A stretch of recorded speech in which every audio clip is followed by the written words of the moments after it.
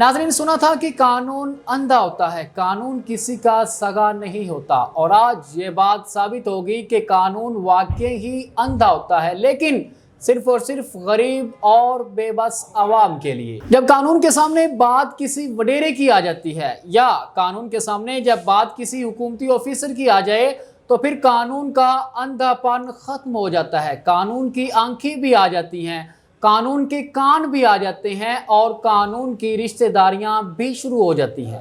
ملک پاکستان میں قانون لاگو ہوتا ہے، لیکن صرف اور صرف غریب اور بے بس عوام کے لیے۔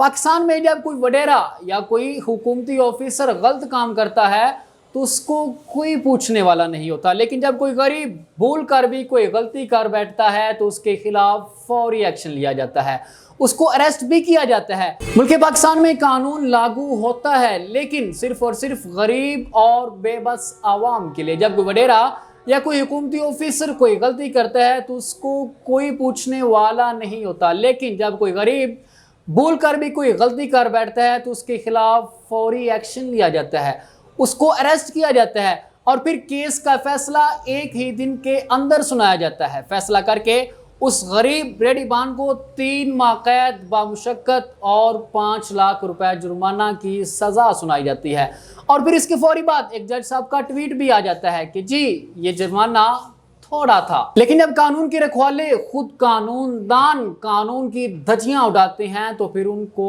کوئی پوچھنے والا نہیں ہوتا۔ 12 سالہ رضوانہ بچی پہ عاصم حفیظ جج صاحب کی بیوی کی جانب سے تشدد کیا گیا۔ اسلامیہ یونیورسٹی اسکینڈل میں ایک وفاقی وزیر کا بیٹا ملوث پایا گیا، لیکن ابھی تک نہ تو عاصم حفیظ جج کی بیوی گرفتار ہوئی اور نہ ہی وفاقی وزیر کا بیٹا پکڑا گیا۔ اگر گرفتار ہوا تو صرف اور صرف ایک غریب ریڈی بان گرفتار ہوا۔ اس روزانہ بچی کی ماں کا حکومت سے انصاف کا مطالبہ ہے۔ اس ماں کا حکومت سے ایک ہی سوال ہے کہ کیا یہ بچی قوم کی بیٹی نہیں تھی؟